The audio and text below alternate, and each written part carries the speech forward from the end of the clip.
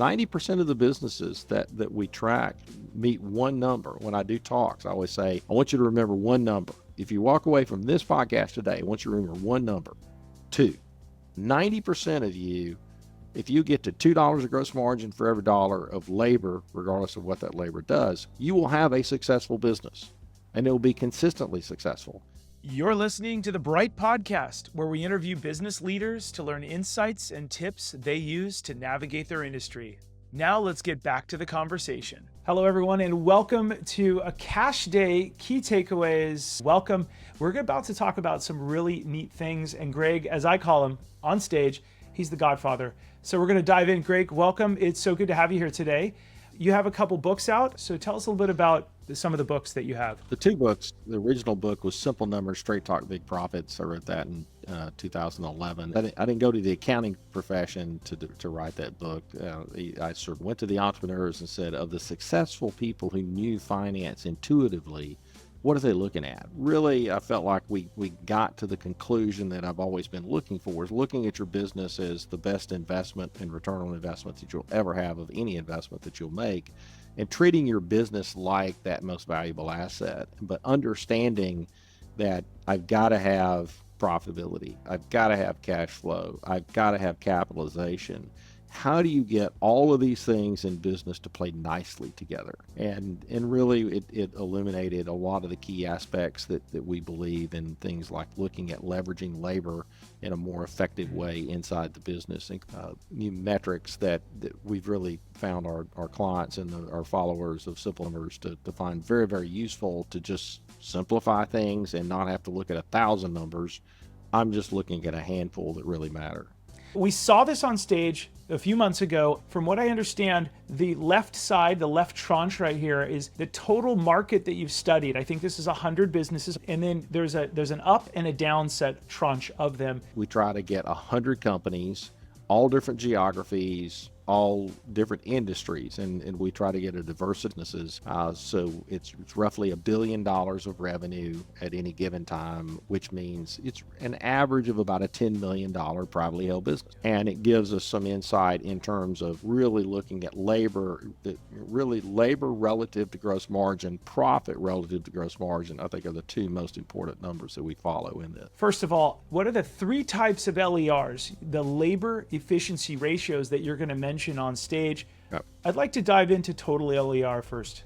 Yeah, and total LER is we look at it as a health diagnostic. So total LER is we've studied this on hundreds of companies, and so what we look at is not relative to revenue, it's relative to gross margin. And gross margin, importantly, the way we define it, is revenue minus cost of goods that does not include labor. That's not the traditional definition, and the traditional definition is a term called gross profit. But gross margin, we believe, is the more appropriate, and the way we've defined it is revenue minus cost of goods, materials, subcontractors, but not your in-house labor. And when you look at that as the numerator, all labor, regardless of what it does, I don't care if it's direct labor, management labor, I don't care if it's the CEO or the person who sweeps up the floors at night, that's labor. Labor's labor. And you get to play as the CEO of the company to decide labor utilization of, am I going to go heavy direct labor, which means I have to go lighter management labor, or vice versa. That's your choice. You can win the game either way, but you cannot violate the rules and overrun the cap. And what's interesting is 90% of the businesses that we track meet one number. When I do talks, I always say, I want you to remember one number. If you walk away from this podcast today, I want you to remember one number. 2. 90% of you, if you get to $2 of gross margin for every dollar of labor, regardless of what that labor does, you will have a successful business, and it will be consistently successful. And so every time you give a raise, you either have to change your target of output, or I have to trim some labor in another place, raise prices. And we'll talk about these actions as you look at this ratio. It's just stunning to me that this is a number that's been hiding in plain sight for decades. So that doesn't change regardless of the market. Then you get into the nuance of what is my labor strategy? Well, the first is, we always say, what is your direct labor strategy? Don't overthink it. Just identify who generally faces the customer 30% or more of their time or does what you do. Just be consistent. You don't allocate labor. A person that does a little bit of both, no, they either all go into direct or all go into management, and just make sure that you're consistent in terms of who goes where in that process. At that point, we're looking at gross margin divided by direct labor. Now, that's going to be a much bigger number than your total LER because I'm not taking the total amount of labor. Every industry kind of has a signature. And so industries that we have multiple clients that we can look at the range, we get to see these various strategies of how people do it.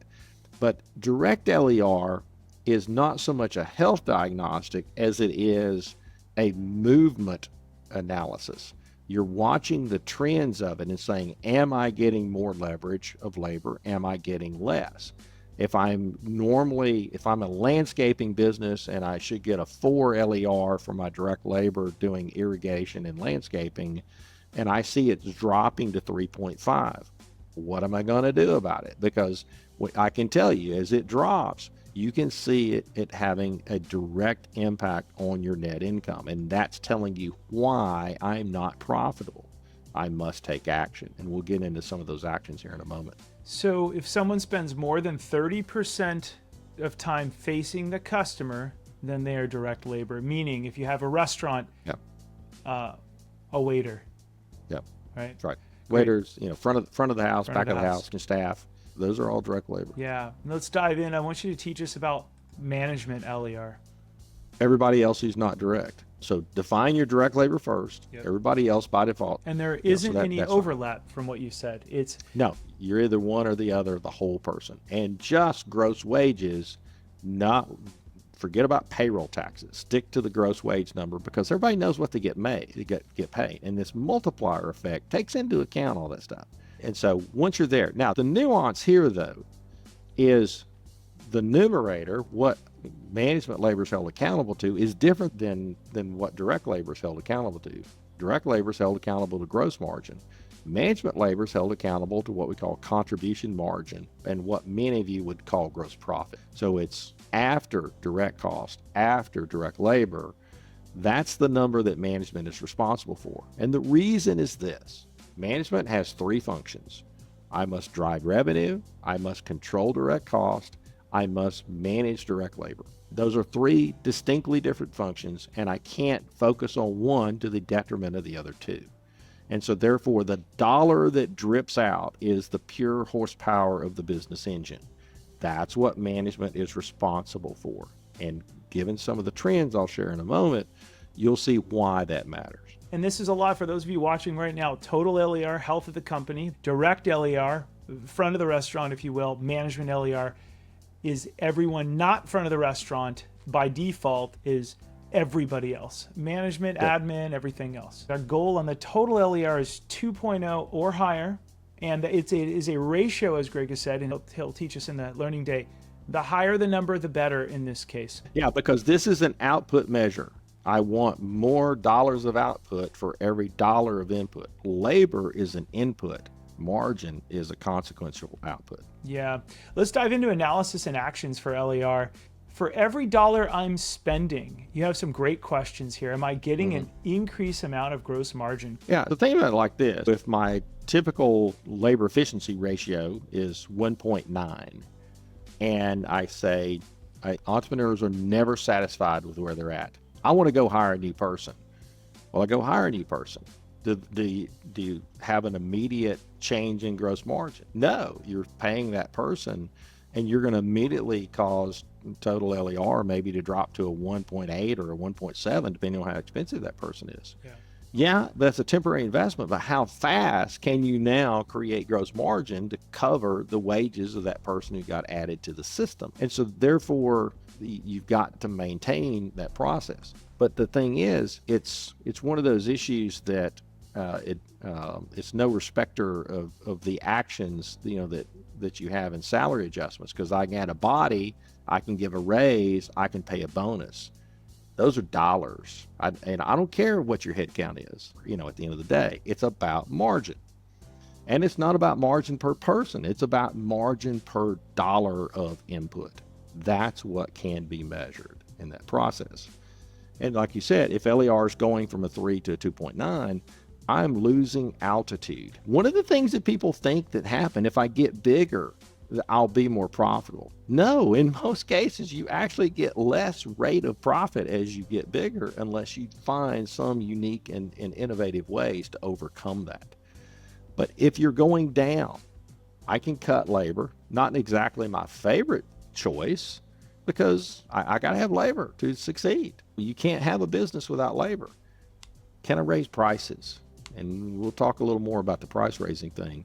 Or do I have the right person? Do I have the person? I might have a great person that I love, but they're the lovable person that's just not a producer.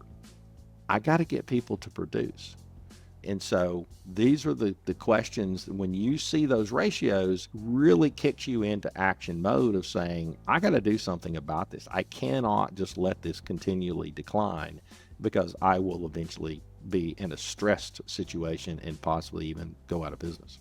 All right, let's look at the total marketplace key takeaways. And for everyone that saw that all these numbers, total marketplace on the left, the center tranche that you will see from Greg is the businesses that were increasing in revenue, and these are the decreasing in revenue. So he's showing us the difference between these two tranches. But when we say total marketplace, we mean all of his companies that he's tracking. If there's a slowing rate of growth of revenue for the total market, what do we do? You've got to adapt. You've got to look at it and say, I cannot use growth to get me out of my problem. And the private company growth that we watched prior to COVID was phenomenal. It ranged anywhere from a low of 14% to as much as 23% a year. So our 100 company model was cooking. And I'd love to think it was because of us. No, it was the market. We have come off of the last 20 years pre-COVID was, I think, the greatest economic growth in the private sector that there's ever been by leaps and bounds. But right before COVID, we saw a decline where it got to a single digit in 2019. And that was when we ran out of labor. And the challenge that we're running into is, for me to get better labor efficiency, I'm fighting some headwinds. Labor wants increasing amounts of pay. I can give them that pay if I get that multiplier of output. If I can't get that multiplier of output, I've got to come back and look at some different issues of saying, how do I do it? Can I get more efficient? Can I find better processes? Can I charge more? And this is where the market starts to separate into the haves and the have-nots. In the market, there's what we call the necessaries and the discretionaries in the marketplace. We're going to dive into questions and analysis or observations for the improving revenue tranche. And biggest question we have for you is, if gross margin is growing, is it growing at the same rate of revenue? It's not. It's generally a couple of percentage points in the improving group and the declining group. This is the same for both. We're seeing a separation of people are finding that they still have to increase prices regardless of whether my revenues are increasing or decreasing. And this is really an unprecedented time that there's just not a lot of shelter from preventing cost creep from general operating cost as well as labor costs. But labor costs are generally escalating at 1 to 2% more than what revenues are increasing. And so once again, we're fighting a losing battle of incremental losses that we just can't keep up with price increases relative to what we have to pay our labor. And that asks the next question, is total labor growing at the same rate as revenue? No, it's growing faster. How do we get some clues? I had a great call today with a client that 2 years ago was losing money to a significant degree. And I kept pounding them, you got to raise prices, you got to raise prices, you got to raise prices. And they had one little bit of thing they could do to save cost, but they raised their prices. You know what? Today, they've just come off of 12 months of really exceptional performance, and they kept all their business, and they have new business opportunities. They were prisoners of their own mind of they couldn't raise prices. And they had to. It was an extinction level event if they didn't raise prices. But they literally went from a 10% loss to a 13% profit in a 24-month period by price adjustments alone. And so is your pricing effective is one of your great questions. And then is your productivity effective? What do you mean by that? So productivity is where of the margin that I'm getting and my labor costs, are there moves that I can make? And so do I have the right people? Do I have the best processes? Can I assist them with better tools to do their job? All of those things matter, and you got to look at it. But there's a point that you've got to just, I've done everything that I possibly can do, and I may have to actually go get different people. And one of the things that is significant of late is also this disruption that we've had with, are you remote? Are you hybrid? Or are you on site? Companies are struggling with their strategy. People can succeed in all three, but I probably can't have all in the same building is the most likely thing. And it's possible, but you're going to be a very adept at balancing, why can't I do that? And because certain jobs have to be physically there, certain jobs can't. There was a great article in Wall Street Journal that talked about the coordination tax for people that were hybrid or remote. And I think that does matter. But there's clearly times of, certain remote things, have worked and are a positive. And so we're working with a productivity landmine of fitting these new tools together, but they don't always play nicely together. But the number tells you. So labor efficiency is a definitive clarity point of telling you, is it working or not? And you can look at it on a rolling 3 basis to get shorter term feedback loops instead of waiting 12 months to see if you can see it. And so a lot of our businesses that are in processes of changing their strategies about labor, we want them to focus on rolling 3s to get that early picture of are we winning or are we losing ground still? Yeah, let's dive into part 2. Same thing, questions for a business with improving revenue, or really any business. Is management LER increasing or decreasing? This is the stunning part on both groups, that management LER is getting worse for both growing companies and especially getting worse for the declining companies. The growing companies they decline and they catch up a little bit, but management is still holding on to their positions. So we're seeing an increasing rate of direct labor efficiency, which means you're pushing your people to produce more, which is great, but it's still not justifying the continued escalation of management labor cost. And there's eventually a reset that has to happen with management labor of either relooking at management structural positions, collapsing some positions. We've not had a major reset of management labor philosophy since the 80s when Jack Welch and GE pretty much eliminated all middle management. But now I think we're to the point that we got to come back and look at it really hard one more time and say, do we really need all of this management? And of the management I have, I've got to get them to manage more dollars of contribution margin if they want to get the big salary. Now, this is where management LER is your friend. I can set an expectation and a target and quantify it. And so when we first came up with this management LER concept, it struck fear in the hearts of management teams, and they would squirm when we would present it, because we now had a way to hold them accountable, that they can't just come in and say, oh, here's what the salary survey says, I need a raise. No, you don't, because you haven't produced the requisite contribution margin to justify that raise. So I don't care what the salary survey says in that regard. Yeah. But if you don't have the data to show requirement, it's like, okay, we got to do something different. We got to dismantle this team and then reassemble it in a different way. And so this last bullet here, direct LER is increasing. Walk us through that. Right. Yeah. And so as management becomes very scared to hold on to their position and their pay structure, they're, to use an old reference, they're having people make bricks without straw. They're pushing direct labor. Direct labor, I would say, is about as fragile as it's been ever. And you can push it to a point, but it has a snapback effect to it that you cannot maintain that rate. And so one of the things that we look at in direct labor efficiency, when we graph it over time, it's just like following market data points. You look at resistance points. I can get direct LER up to a 3.6.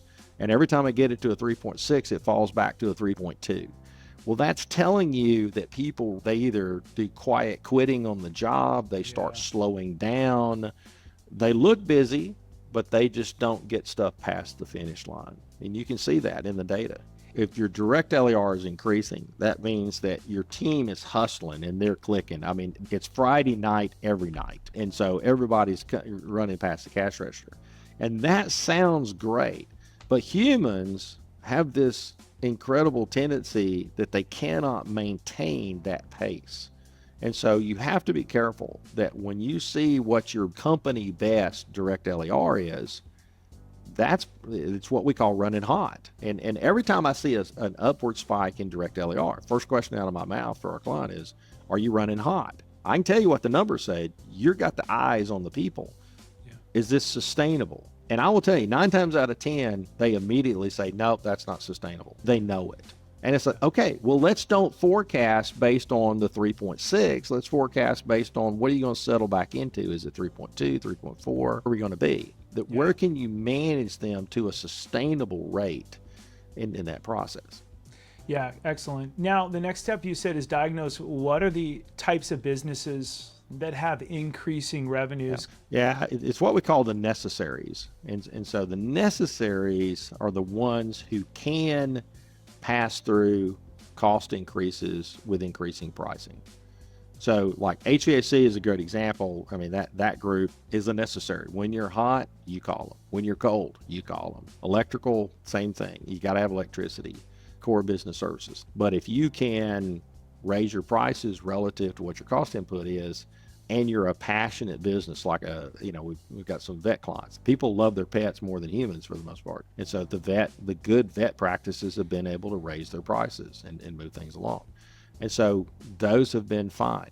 Our model shows for the basket of 100 companies shows 6% increased revenues this year over last year. That's all inflation. I can tell you the vast majority of these businesses have not added bodies, which means their outputs have not increased. Yeah. So for the ones that have added, others have shrunk. So the net body of employment is the same. So that's telling you that there's 6 to 8% price increase in the marketplace, for that. And they have these core businesses have the ability to pass through a price increase as their costs increase, but some of these businesses can increase, but they don't. We hit on that a little bit earlier. And if you're one of the necessaries, the only downside that you got to pay attention to is your customers may not be necessaries, and they may be discretionaries. And so if you're a B2B, you just need to be wary of who your customer is, and is their fortune going to be the same as yours? And you got to be thinking, we're playing chess now. We're not playing checkers anymore. Yeah. You got to think two moves ahead, 3 moves ahead. And as an example, you brought this up in our conversation before. If I'm an HVAC guy who only serves retail in a discretionary market, they might go out of business, or they may go, I don't need my new AC unit. I don't need this. Absolutely. Now, we've been taking a look, just a quick 40,000 foot thing. We looked at the total market. We looked at the businesses that are doing great, increasing, that are up year over year. Now we're about to dive into the businesses that are observations of a business or businesses with decreasing revenue. So even though their revenues went down 14%, which is not insignificant, by the way, their gross margin didn't go down as much. So these are people that are raising prices or changing the focus of what they sell. They go to the higher margin profile of products or services and maybe trim some of the loss leaders, which are good. I mean, those are things that you find ways to stabilize, but they've still got to find a way to increase prices relative to their cost input, because you cannot run a losing model. You will cease to exist. Yeah, 100%. And they're finding ways to increase prices even though they have falling revenue. And walk us through the direct labor discussion.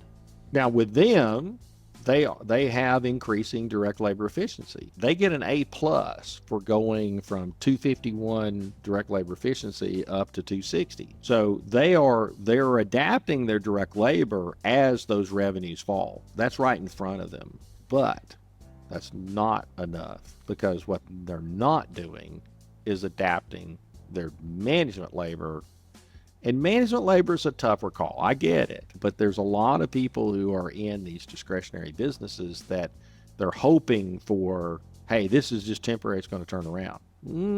Probably not for the near future. And the problem is with management, I can't cut management as easily as I can direct labor. And so therefore, I've got to probably sooner than later sit down and really do a reset. One of the things I've learned in my EO experience, there's a strategic exercise that I love to have people do, especially in times of challenge, is if you were building this business today with the current market conditions from scratch, what would you do differently? And that is a great exercise because you would find that, I mean, it's going to present you some problems of how do I get from here to there when you look at it. But those are the questions that you've got to be asking of yourself.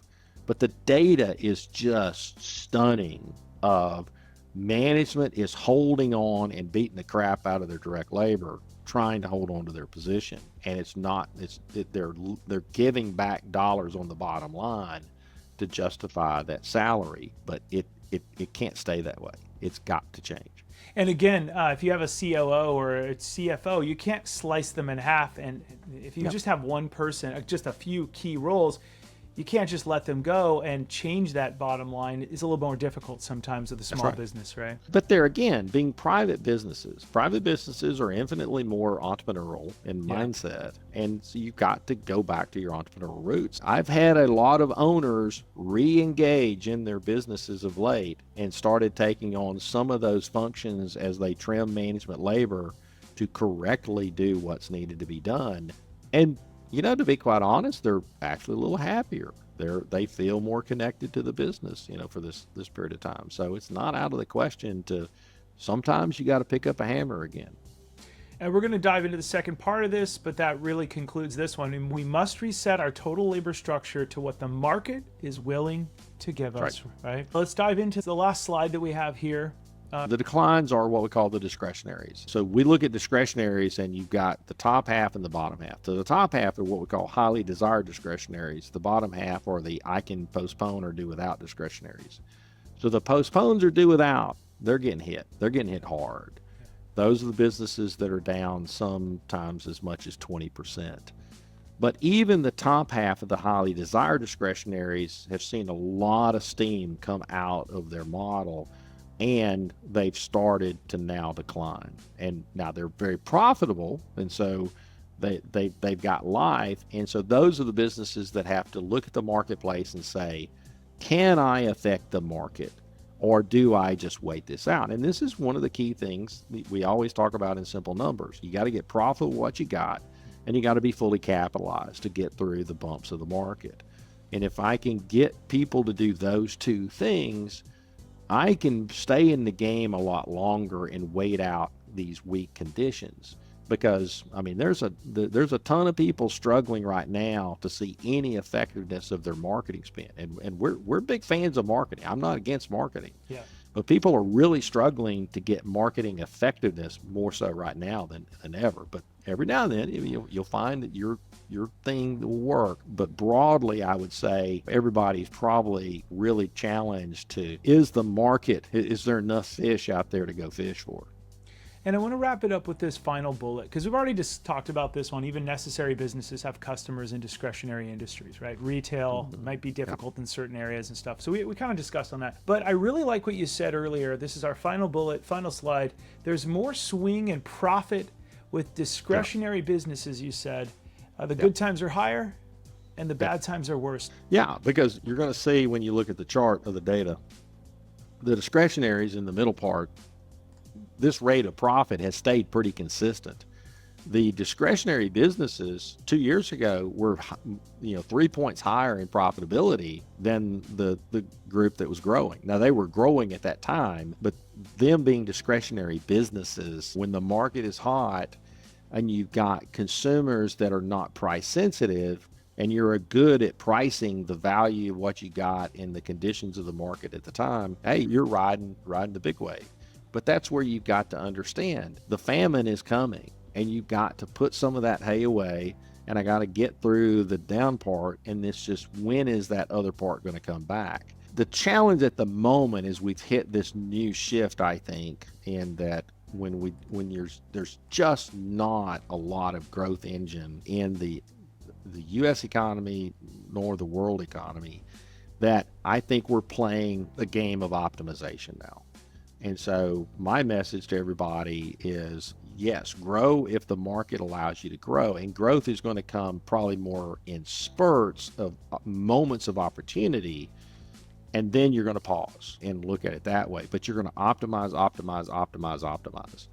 And that's really where these labor efficiency ratios and profit to gross margin metrics instead of profit to revenue become much more clarifying in terms of people's ability to manage their business. Hey, Greg, thank you so much for joining us today. Yeah, appreciate it. Thanks for having me on. Thanks for the rest of you, all of my EOA friends, and some of you in EO who are watching this. Thanks so much for watching the episode. Big shout out to Greg Crabtree. Go pick up his book. We'll link below. You can just type in his name anywhere in Amazon. We look forward to seeing you at the next event and on the next episode. Have a great day, everyone. Take care. Thank you for listening to the Bright Podcast, where we interview experts on business, real estate, innovation, growth, and high tech to talk about their leadership skills and tactics in their industry. As always, keep it light, bright, and polite, because others will see what we're doing online. Have a great rest of the day, and we'll see you on the next episode.